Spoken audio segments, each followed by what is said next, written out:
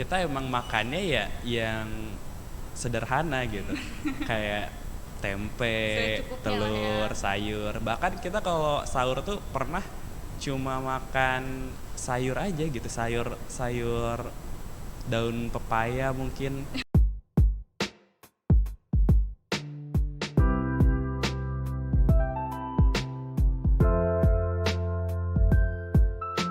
Assalamualaikum warahmatullahi wabarakatuh. Selamat datang kepada pemirsa semua ya, pendengar dan yang menyaksikan Podbem season pertama, podcast BEM. Pada hari ini saya berkesempatan ditemani oleh salah satu narasumber kita, mahasiswa inspirasi pertama yang akan menyambut season pertama kita. Sebelum kita ngobrol-ngobrol nih sama saudara di sebelah saya akan kenalin dulu. Beliau ini kakak tingkat kita semua, Kak Jati Imanullah. Saat ini mahasiswa semester 7 ya? 8. Oh, udah 8. Udah 8. Oh, semester genap sekarang. Mahasiswa semester 8 di program studi Teknik Informatika. Betul. Oke. Kak Jati, sambil saya bacain ini ya dari CV-nya ini boleh. Lumayan mencengangkan. Kak Jati ini kemarin ada pertukaran pelajar juga di semester 4 berarti ya? 5. Semester 5. Pertukaran pelajar di semester 5 ke Malaysia di Universitas Petronas Malaysia ya? Teknologi Petronas. Universitas Teknologi Petronas. Dan kemarin semester selanjutnya juga ada program magang mahasiswa bersertifikat. Iya, dari Forum Human Capital Indonesia, PMMB ya. Di mana itu Kak? Di PT Rekayasa Industri, salah satu perusahaan dari BUMN. Oke. Itu buat teman-teman ya yang belum kenal sama Kak Jati. Terus kalau di internal kampus sendiri nih yang mungkin tahu, Kak Jati ini dulu di BEM Fakultas Teknik di staf media dari tahun 2018 sampai 2019, dan di terakhir itu BEM Universitas. Betul. Jadi Menteri Pengembangan Sumber Daya Manusia. Mahasiswa. Oh, iya, pengembangan sumber daya mahasiswa kepanjangannya. PSDM. Oke. Itu sekilas sih tentang Kak Jati Imanullah. Panggilannya Kak Jati ini ya, panggilan akrabnya? Boleh. Oke. Bebas. Untuk Kak Jati nih, hari ini sebenarnya kita bakal bincang-bincang seputar gimana caranya kita menghadapi melalui bulan Ramadan, atau tema kita nih surviving Ramadan in the village. Oke. In the village karena kebetulan narasumber kita pada hari ini Kak Jati itu sedang melaksanakan kuliah kerja nyata. Oke. Kuliah kerja nyata tematik ya? KKN tematik bener banget. Di Desa Batu Tering. Desa Batu Tering, Moyohulu. Desa Batu Tering. Nah, ini jadi teman-teman kita bakal sharing-sharing tentang gimana sih menjalankan aktivitas bulan Ramadan sambil sibuk-sibuknya program kerja di KKN ya. Ya, buat informasi juga nih buat teman-teman pemirsa semua, kalau saya juga sedang melaksanakan KKN. Jadi kayak kita rada cocok nih sharing soal ini. Bisa jadi masukan juga buat saya dan jadi motivasi buat teman-teman semua nanti ya. Kak Jati sendiri tadi sebelum kesini lagi ada kesibukan apa di tim KKN-nya? Iya, jadi sebenarnya kita lagi ada program seminar ya. Kita bakal ada program kerja seminar, mengadakan seminar pertanian, yang mana Desa Batu Tering ini mayoritas masyarakatnya adalah buruh tani. Jadi kita dari tim KKN UTS tematik ya, KKN kita mengadakan yang namanya seminar pertanian yang diadakan esok hari. Nah, tentu hari ini kita prepare banget buat tempatnya, lokasinya, persiapan segala halnya. Dan kebetulan ada acara ini kita sempatkan dulu ke sini. Alhamdulillah ya bisa sempat menebarkan energi positif lah buat teman-teman hari ini. Semoga ya. Udah berapa hari berjalan berarti KKN di Batu Tering, Kak? KKN di Batu Tering itu udah berjalan masuk ke pekan keempat. Dari total. Jadi kita udah berjalan 3 minggu. Sisa 2, 1 pekan lagi. Pekan depan terakhir. Penutupan. Berarti udah tinggal ending-endingnya lah. Iya, ya? udah tinggal puncak-puncaknya. Finishing. Iya, tinggal finishing aja kita. Berarti udah ngerasain seminggu 2 minggu pertama Ramadan ya sambil Iya. Udah. Oke. Buat Kak Jati ini selama di KKN kemarin berarti baru pertama kali ya Ramadan sambil kita KKN kan ini sibuk banget pastinya. Sibuk banget. Baru pertama kali harus di desa orang atau sebelumnya pernah ngalamin juga? Enggak kayaknya. Sebelumnya mungkin biasa di kontrakan ya. Kayaknya nggak pernah di desa Ramadan itu baru kali ini merasakan Ramadan di desa dan itu di Sumbawa. Ada nggak sih perbedaannya Kak antara kita ngalamin puasa di tempat sendiri sama puasa? Berarti kan kita tinggal menetap di sana ya. Betul membangun banget. sama keluarga di sana. Apa sih perbedaan yang dirasain sama Kak Jati? Bedanya yang pertama mungkin kita kalau mau sahur ya masak ya. Itu perbedaan yang pertama mungkin. Kalau di rumah itu udah pasti. Iya. Kalau di rumah kita makan tinggal makan gitu kan, udah disediakan sahur bangun tinggal makan gitu ya. Cuman kalau di desa itu posisinya kita KKN, kita harus kerja gitu kan bersama teman-teman yang lain. Kita harus benar-benar mandiri gitu untuk semuanya. Iya. Karena kita harus masak segala halnya, kita harus mikirkan buat nanti buka pakai apa, makannya apa, sahurnya apa, siapa yang masak, siapa yang bangunin, itu pasti mikir panjang gitu. Kalau di rumah kan pasti udah ada, kalau di kontrakan ya ada yang masak gitu, teman yang emang bisa masak dan lain sebagainya. Terus kalau di rumah sendiri kan ada orang tua yang ngebangunin sahur, udah disediain makan, kita bangun dibangunin tinggal makan gitu. Itu berasa banget yang pertama. Jadi ya emang kerasa beratnya di situ sih. Iya sih, dari aku pribadi juga ngerasain sebenarnya yang namanya kita di desa sendiri, selain kita harus mikirin urusan rumah tangga pribadi ya, terutama yang itu beda-beda kalau misalnya kita lagi ngadain bulan puasa, bener tadi harus nyiapin berbuka dan sahur. Terus juga kita masih harus mikirin program KKN-nya.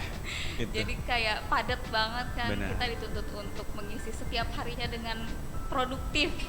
Nah, ngomongin soal produktif ini yang mau kita berbagi ke teman-teman pemirsa nih Kak Jati. Soal antara kita, bukan memisahkan sih, gimana cara kita mengkombinasikan, merangkaikan produktifnya bulan Ramadan dengan produktif kita sebagai mahasiswa KKN atau mahasiswa yang sedang menjalani program pengabdian, mahasiswa yang sedang berada di desa-desa.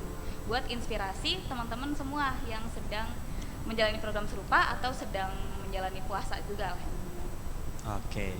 Jadi ini yang pertama yang bakal aku sharing ini terkait dengan program ya, tadi program kerja. Jadi buat teman-teman KKN mungkin nanti yang di tahun selanjutnya bakal KKN di bulan Ramadan, ini tips buat kalian ketika KKN di desa itu ya. Ini kan pasti ada pekerjaan yang memang berat gitu. Yang memang benar-benar harus mengeluarkan tenaga yang banyak, keringat yang banyak gitu untuk menyelesaikan program tersebut. Contoh, misalkan kita kemarin mengembangkan pariwisata dari Desa Batu Tering. Salah satu pariwisatanya adalah sarkofagus. Itu tempat wisata bersejarah ya, sarkofagus. Itu jalannya luar biasa jauh, luar biasa menegangkan juga ya treknya. Dan tipsnya adalah, jadi buat teman-teman yang emang KKN di bulan Ramadan, tarik program kerja yang emang dirasa berat itu ke depan gitu. Bener-bener kalau bisa sebelum Ramadan itu datang. Jadi sebelum Ramadan kita tuntaskan program kerja yang emang berat. Jadi nanti ketika selesai itu kita bisa menyelesaikan program yang emang harian dan kecil, bisa dilaksanakan dengan tenaga yang nggak begitu banyak. Itu tips yang pertama. Terus terkait dengan produktivitas dari pribadi kita gitu ya, di tengah KKN yang emang kita punya tanggung jawab masing-masing. Sebagai contohnya misalkan aku posisinya di media ketika di KKN gitu. Gimana aku cara membagi waktu ketika di KKN itu untuk aktivitas pribadi dengan yang ada di kelompok. Tentu beda dong gitu kan ya. Tentu harus kita bisa membagi waktu antara keduanya gitu. Ditambah lagi kita posisinya mahasiswa tingkat akhir yang emang harus menyelesaikan skripsi, penelitian dan lain sebagainya. Jadi kalau tips dari kita itu kalau KKN tematik ya posisinya, kita memang menentukan hari dan jam kerjanya. Misalkan kita hari kerja untuk menyelesaikan program itu kapan gitu, kita tentukan dan musyawarahkan bersama teman-teman yang lain. Terus yang kedua, jam kerja itu kita tentukan gitu. Kita mulai jam kerja itu misalkan jam 9 sampai jam 4 gitu kan. Jadi dari jam 9 sampai jam 4 kita sebagai anggota dari tim KKN tersebut mau nggak mau siap menerima komando dari ketua. Komando dari ketua di jam tersebut kita harus ini harus itu, kita harus ikuti gitu. Kita nggak bisa nolak. Mungkin kita juga bisa simpan aturan, kita boleh sambil nyuri-nyuri waktu untuk nugas, tapi ketika kita posisinya nugas dipanggil oleh ketua untuk mengerjakan sesuatu hal, itu kita harus siap gitu. Terkecuali kita mengerjakan skripsi itu di luar jam kerja tersebut. Nah, jadi kita bisa membagi waktu ketika memang KKN di luar jam kerja itu kita bisa menyelesaikan TA kita gitu, tugas-tugas kita, tugas akhir kita. Jadi benar-benar nggak full sehari itu benar-benar harus KKN, nggak juga. Ya, itu. tapi kalau dengar dari aktivitasnya Kak Jatinya benar-benar masih sambil skripsian juga, masih sambil ini. Tapi jalan semua ya skripsinya juga, Bang? Kenapa? Skripsinya masih jalan juga masih berarti. Jalan. Alhamdulillah ya berarti. Selesai setelah KKN ya? Amin. Okay. Amin. Semoga iya, bisa ya. Jadi kalau tadi Kak Jati sharing soal gimana cara, berarti kita tarik dulu nih programnya yang sebelum Ramadan. Tapi kalau dari aku nih Kak pribadi, karena kan program Merdeka itu baru mulai seminggu atau 2 mingguan, lupa persisnya sebelum bulan Ramadan. Jadi kayak kita ada sekitar persiapan, terus beneran jalanin program itu baru semingguan. Jadi kayak ada juga kan kita ada undangan kita bangun mengembangkan ekowisata di Bendungan Pernek, dan itu tuh juga ada kerja-kerja beratnya. Pas awal-awal puasa juga ngerasain gitu sih, aduh ini mau ngatur kerjaan buat teman-teman yang gali-gali, kita ada pembangunan segala macam juga di situ, kayak masih rada nggak enak, ada perasaan kayak bulan puasa masa disuruh gini-gini, itu kan jadi berasa menghambat ya. Kalau dari Kak Jati sendiri gimana sih menyingkirkan stigma-stigma itu? Gimana cara kita bisa memandang Ramadan dengan lebih positif nih, nggak kayak aduh males banget kayaknya di bawahnya. Iya, jadi gimana caranya kita tetap semangat ya ketika memang di tengah Ramadan kita harus mengerjakan pekerjaan yang cukup berat ya. Kalau dari aku sih gimana ya, kalau dari aku pribadi itu balik lagi ke niat masing-masing gitu. Niat kita emang di bulan Ramadan itu kan bulan penuh berkah ya, bulan penuh berkah yang mana kita benar-benar berlomba-lomba dalam kebaikan gitu, karena pahalanya memang berlipat ganda, benar nggak sih? Iya. Ya, jadi di Ramadan itu ya udah kita totalitas niatkan semuanya itu untuk kebaikan gitu. Jadi kalau memang kita niat dari awalnya udah salah gitu, kita niat dari awalnya udah nggak benar, capek dan lain sebagainya, itu takutnya, khawatirnya kita nggak dapet pahala kebaikannya, berkahnya itu loh. Iya. Jadi itu yang bisa menjadi motivasi buat kita bisa buat apa di situ gitu. Jangan pikirkan apa yang mereka berikan kepada kita, tapi coba pikirkan apa yang kita bisa berikan gitu untuk mereka gitu. Karena kan kita posisinya datang dari kampus, dia lepas di desa, kita harus berkontribusi kuliah kerja nyata gitu. Itu balik lagi ke tujuan kita masing-masing ketika di desa gitu. Dan itu akan menjadi motivasi kita ini untuk hal kebaikan, ditambah kita di bulan Ramadan gitu. Oh iya. Bayangkan gitu, kita dapat berkahnya itu, dapat positifnya dari masyarakat itu sebesar apa gitu. Jadi kalau memang lelah ataupun terasa berat gitu ya, balik lagi ke niat awalnya, dikuatin aja gitu di awalnya. Kalau ini itu ya untuk kebaikan gitu. Emang capek ya, dirasa emang capek gitu. Kemarin juga kita sebenarnya ada program yang berat yang emang belum selesai di Ramadan, itu udah mulai bulan puasa dan kita harus naik gitu. Ya udah niatin dari awal ya, mungkin sahurnya dibanyakin gitu ya. Sahurnya dibanyakin, minumnya yang banyak gitu kan. Kita masak yang banyak, benar-benar energinya dikuatin. Yang mau minum energi atau apa Pocari Sweat pas sahur bisa kali ya. Aduh kesebut. Oh kesebut ya. Mungkin disensor nanti ya. Ya jadi diniatin aja gitu, dipersiapkan memang ketika kita akan bekerja yang berat gitu. Dan itu kan kita gotong royong juga, kita nggak merasa kesepian kalau dilakukan bersama-sama, mungkin terasa lebih ringan gitu. Iya, jadi kita bisa ngelihat sisi positifnya di menambah berkahnya Ramadan dan juga apa yang kita dapat bisa dilihat gotong royongnya lah ya, kita nggak sendirian dalam menjalani aktivitas yang Iya. mencapekkan ini. Ada Oke, tapi supportnya. kalau dari aku nih Kak Jati, kalau tadi bahas soal kita harus mempersiapkan berarti kayak sahur dibanyakin atau apa, aku juga ini sih di bulan Ramadan itu berasanya pengeluaran tuh lebih banyak justru karena kita bukaan biasanya lebih banyak, dan itu teman-teman juga ngerasain sih, teman-teman KKN tuh kayak selama bulan Ramadan ini ya kayak lebih, oh mereka abis kerja capek-capek, kita abis kerja ini seharian, biarin deh bukanya dikasih lebih banyak, dikasih es-esan segala macam. Terus yang biasanya cuma nasi dijatah kita ber-17 ya karena cuma masak, ini beras udah mau habis dan segala macam. Selama bulan Ramadan tuh beneran kayak kasihan lah mereka kalau masih dijatah, kasihan lah ini terutama teman-teman cowok yang suka protes ini ya yang suka protes terhadap nasinya kita nggak bisa prasmanan soalnya. Dan itu ngerasain, wah kirain kita makan 2 kali sehari bakal lebih berkurang, ternyata malah membengkak. Dari Kak Jati sendiri ngerasain nggak sih pengaturan keuangan di bulan Ramadan ini? Iya, jadi sebenarnya kalau di tim KKN kita untuk yang seperti itu kita lebih ke apa ya? Menghemat ya, lebih menghemat. Kita nggak mau apa ya, istilahnya memenuhi nafsu kita pengen makan banyak, pengen makan enak dan lain-lain. Kita tetap memperhatikan pengeluaran dana yang kita keluarkan gitu.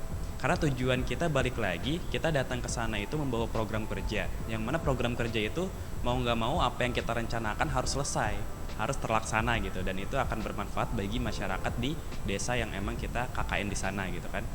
Jadi kalau dari kita di awal itu kita memutuskan untuk istilahnya mengumpulkan uang dari masing-masing anggota. Itu sebesar 100.000. Kita mikirnya dari awal ya, kita dapat makan sebelum Ramadan itu kita dapat makan 3 kali, pagi, siang, malam. Itu berarti masuknya hemat nggak sih untuk pribadi? Kita 100.000 untuk sebulan, kita dapat pagi, siang, malam. Terus ketika Ramadan kita dapat sahur, dapat buka, terus malamnya makan gitu. Dan itu bisa di-manage dengan baik oleh bendahara dan teman-teman perempuan yang lain untuk masak. Kita emang makannya ya yang sederhana gitu. Kayak tempe, telur, sayur. Bahkan kita kalau sahur tuh pernah cuma makan sayur aja gitu, sayur daun pepaya mungkin, sayur bayam. Karena biasanya kalau di kelompok saya itu. Jadi benar-benar ya udah itu lauknya sayur, terus nasi di nampan. Satu nampan itu bisa 5-6 orang gitu. Dan itu cukup gitu. Jadi lebih ke balik lagi memanage uang itu ya dikomunikasikan dengan bendaharanya, gimana kita cara memanage uang dengan baik itu benar-benar apa yang kita butuhkan gitu. Cobalah balik lagi ke apa yang kita butuhkan, jangan mengikuti nafsu kita gitu. Untuk makan ini, makan itu, makan enak. Ingat kita di desa gitu, harus ada yang kita selesaikan dan dana kita harus benar-benar dikeluarkan minim gitu. Jangan memikirkan ke pribadinya terus gitu ya. Dana program dipakai. Iya, dana programnya jangan sampai terpakai untuk habis untuk perut nanti ya. Untuk makan. Iya sih, bener banget. Aku juga ngerasain itu penting banget sih. Tadi kita udah dapat poin-poin nih teman-teman dari Kak Jati ya. Gimana caranya kita memandang bulan Ramadan ini untuk menambah berkah kita sebagai umat muslim, sebagai kita merayakan lah bulan menyambut bulan kemenangan, kita harus mempersiapkan diri menjadi pribadi yang lebih baik. Betul. Memanfaatkan momen-momen pengabdian kita bahwa kita bisa jadi pribadi yang bermanfaat buat masyarakat sekitar. Terus juga tadi poin dari Kak Jati untuk menjaga hawa nafsu ya, jangan sampai kita keteteran karena ngerasa jadi memberi diri kita sendiri yang sebenarnya nggak dibutuhkan. Betul. Padahal kita nggak butuh-butuh banget makan enak sebenarnya. Tapi bisa sih ya. Iya, tapi bisa. Iya, bisa dengan kesederhanaan.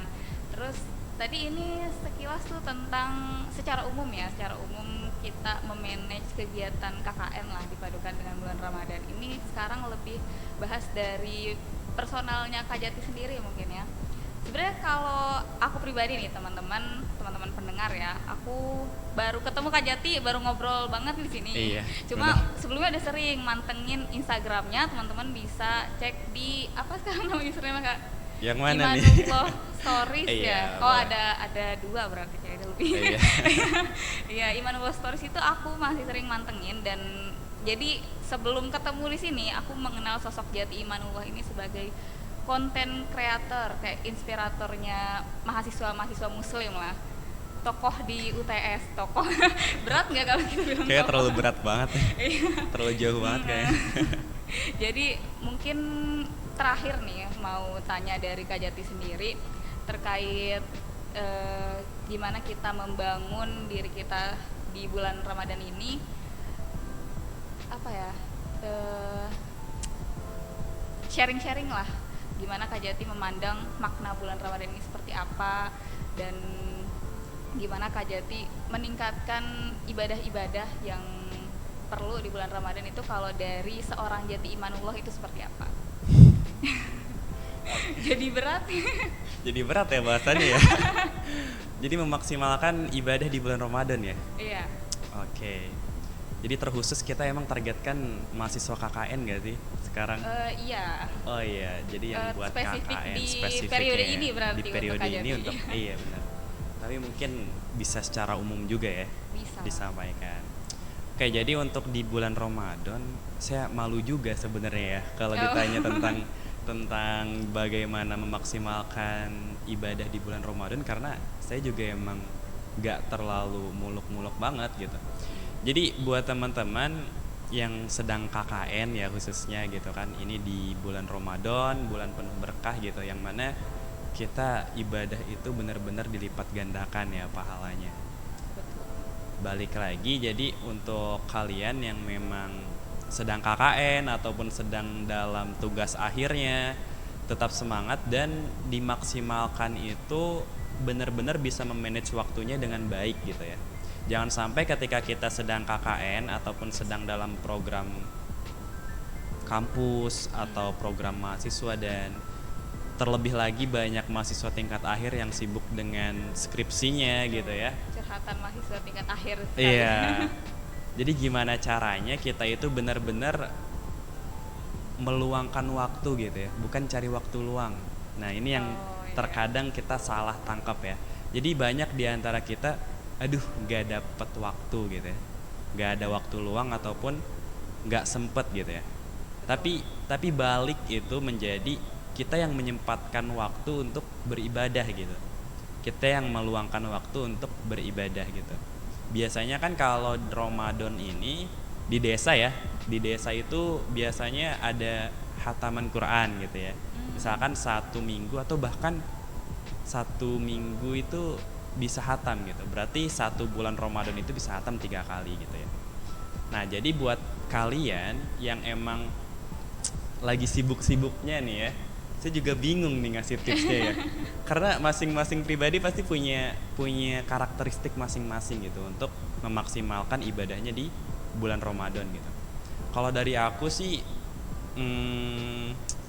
mungkin nyeri-nyeri waktu yang KKN itu biasanya setelah ibadah sholat ya. Setelah sholat itu kalau di sana itu beruntungnya kita dapat posko yang emang deket banget sama masjid gitu. Jadi ketika aku mengajak teman-teman yang lain untuk beribadah di masjid, untuk sholat wajib ataupun tarawih, itu gampang gitu. Karena kalau diajak, dia nggak ada alasan nih. Ini masjid udah bener-bener deket gitu kan. Masa sih nggak mau gitu. Jadi kita cobalah jadi orang yang emang mewarnai ya. Mewarnai yang emang misalkan teman kita yang awalnya sulit untuk diajak atau segala halnya, cobalah kita bawa hal positif yang emang kita tunjukkan dengan actionnya gitu. Terkadang ada orang yang emang nggak bisa diajak secara speaking verbal, gitu ya, iya, secara verbal, kita tunjukin secara action gitu. Mungkin dia akan malu ketika semuanya gerak untuk sholat, ternyata dia nggak ke masjid, mungkin akan malu gitu. Jadi kalau buat kalian, aku saranin setelah sholat itu nyempetin buat tilawah gitu, buat baca Quran gitu ya. Itu yang pertama. Terus kemudian yang kedua, apa lagi ya? Sholat sunnahnya mungkin, sholat sunnahnya. Nah jadi biasanya teman-teman di KKN itu ketika tarawih 8 rakaat dia pulang. Kenapa? Karena dia bakal witirnya itu ketika tahajud gitu. Nah, jadi sebelum sahur itu kan ada yang masak nih. Misalkan ada yang jadwal piket. Kita punya jadwal piket buat masak ataupun buat piket bersih-bersih gitu ya. Nah, nanti ketika selesai piket, kita masih ada waktu, itu nyempetin waktu buat sholat sunnah sebelum sahurnya itu. Nah, mereka sering meluangkan waktunya itu sebelum sahur. Itu yang kedua. Terus apa lagi ya?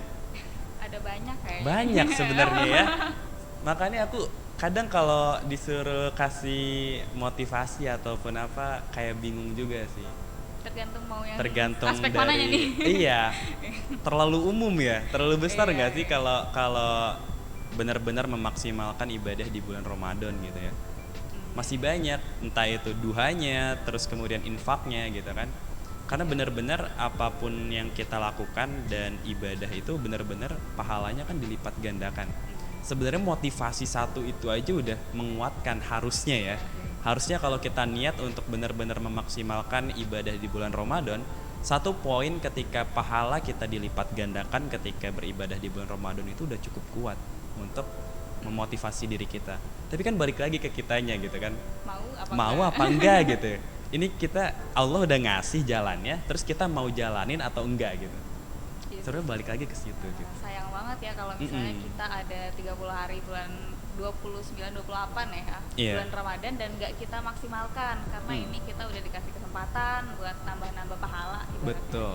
Dikasih mode booster lah ya. Iya, boosternya gitu ya.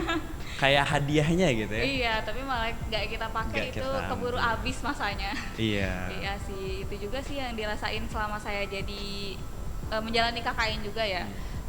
Bener banget harus nyuri-nyuri waktu yang biasanya kita itu full time nggak apa sih kayak ya udah sholat 5 waktu atau sholat sunnah qobliyah ba'diyah biasa. Tapi ini tuh bener-bener aduh ini harus ngerjain ini, bisa nggak ya nambah tilawah, bisa nggak ya nambah ini, bisa nggak ya selesai gitu. Sekian halaman dalam waktu satu ini. Dan tadi yang aku garis bawahi juga ya, kita harus emang meluangkan waktu, bukan cari waktu luang. Betul. Karena itu kerasa banget ya, aku tuh kayaknya nih ngerjain, kalau di aku ada majalah nih dari kontennya, kita bikin majalah selain dokumentasi juga. Itu tuh kayak ngerjain konten ini, nge-layout ini, itu kayak aduh kayaknya nggak sanggup nih baca sekian halaman aja deh. Gitu kayak jadi kayak nanti aja deh, tunggu udah selesai kerjaannya semua. Tapi ternyata udah selesai satu kerjaan, ada kerjaan lain lagi. Jadi kalau misalnya nunggu emang nggak bakal dapet sih, harus dari kitanya ya Kak Jati ya. Betul. Jadi emang harus dari kitanya itu benar-benar ngeluangin waktu untuk beribadah itu gitu. Untuk menambah poin-poin plusnya di bulan Ramadan. Jangan kita nunggu ataupun berkata, berambisi ataupun ya asumsi dari kita nggak sempet gitu. Justru kita yang menyempatkan waktu gitu, memberikan waktu luang untuk. Dan yang perlu aku ini juga sih ya, yang aku banyak ambil manfaat dari orang-orang seperti Kak Jati ini, apa disebutnya dai-dai. Orang-orang yang mengajak pada kebaikan. Jadi kayak emang mindsetnya itu tuh udah kita tingkatkan buat diri kita sendiri, tapi jangan lupa kita mewarnai sekeliling kita, memberi warna nilai-nilai keislaman lah. Jangan sampai kita baik sendirian gitu ya bahasanya. Biasanya. Jadi bahasanya itu taat secara individu itu baik, wajib gitu ya. Tapi ketika kita nggak mau ngajak orang lain itu egois namanya. Iya, itu kita dapat quotes dari Kak Jati. Jadi Kak Jati, thank you banget loh udah nyempetin waktunya lagi sibuk-sibuknya di KKN, udah berbagi sama kita. Kayak banyak yang bisa kita ambil ya dari Kak Jati pada hari ini, tentang tadi udah gimana caranya memaksimalkan program-program di KKN, gimana caranya kita memanage niat, balik lagi ke niat ya, memanage niat, merencanakan waktu kita untuk benar-benar memanfaatkan potensi di bulan Ramadan. Kita diberi kesempatan untuk lebih baik lagi. Dari Kak Jati nih, untuk menutup pertemuan kita pada hari ini, ada 1-2 kalimat lah untuk closing statement. Oke, apa ya? Di tema kali ini mungkin aku ada satu prinsip nih. Aku ada satu prinsip teman-teman, yang insya Allah berguna buat teman-teman.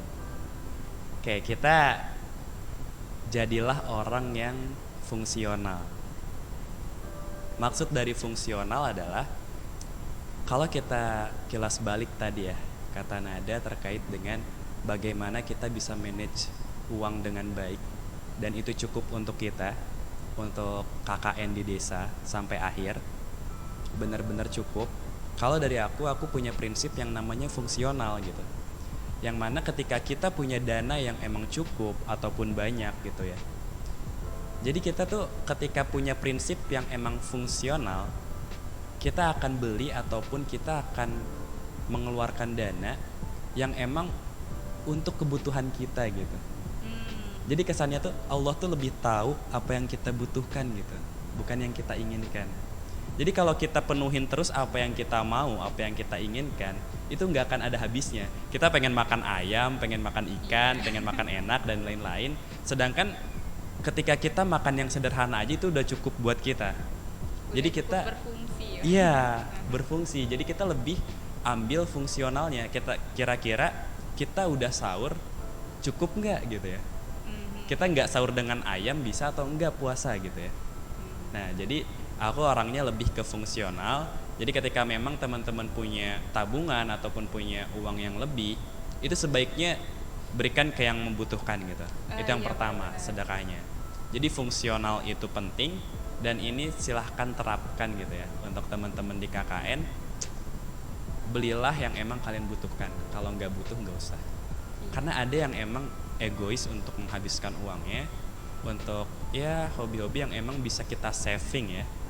Nah ternyata kita lebih bisa nge-save lagi dana kita ketika kita memang punya prinsip yang fungsional itu. Jadi sebagian dana yang emang berfungsi untuk makan atau kebutuhan yang emang benar-benar penting, dan sebagiannya lagi bisa difungsikan untuk ke yang lain. Tadi salah satu contohnya bisa kita infak, bisa kita sedekah dan segala macamnya ya. Buat itu teman-teman sekali lagi thank you banget. Kayaknya senang banget nih teman-teman pemirsa. Satu lagi boleh nggak? Oh iya boleh. Satu apa lagi tuh, nih. Satu lagi adalah kita kan KKN dari kampus ke desa ya. Satu lagi adalah jadilah orang yang mewarnai bukan yang diwarnai. Dapat nggak maknanya? Iya. Jadi sebagai representasi mahasiswa Universitas Teknologi Sumbawa ke desa, jangan sampai kita tidak memberikan warna yang diinginkan ya, warna yang menebar kebermanfaatan juga. Betul. Di desa-desa dari apa yang kita miliki, apa yang kita ketahui dan prinsip yang kita pegang. Oke, thank you banget nih Kak Jati. Makasih Nada. Seneng banget. Seneng nggak ada di season 1-nya podcast BEM? Wah, seneng banget sih, ini harus ada kembangannya ya. Ditunggu podcast selanjutnya. Siap. Harus ada. Ini kita hari ini udah ngobrol-ngobrol panjang sama Kak Jati. Semoga teman-teman bisa dapat hikmahnya, bisa melanjutkan sisa pekan-pekan Ramadan dengan lebih produktif lagi, dengan lebih termotivasi lagi. Dari aku mungkin penutupnya tadi mencuri kata-kata dari Kak Jati juga sih, nggak usah muluk-muluk, yang penting kita lebih baik dari kemarin. Oke, terima kasih teman-teman. Dari saya host podcast BEM Season 1, Nada Solihah, saya pamit undur diri. Terima kasih. Wassalamualaikum warahmatullahi wabarakatuh. Waalaikumsalam.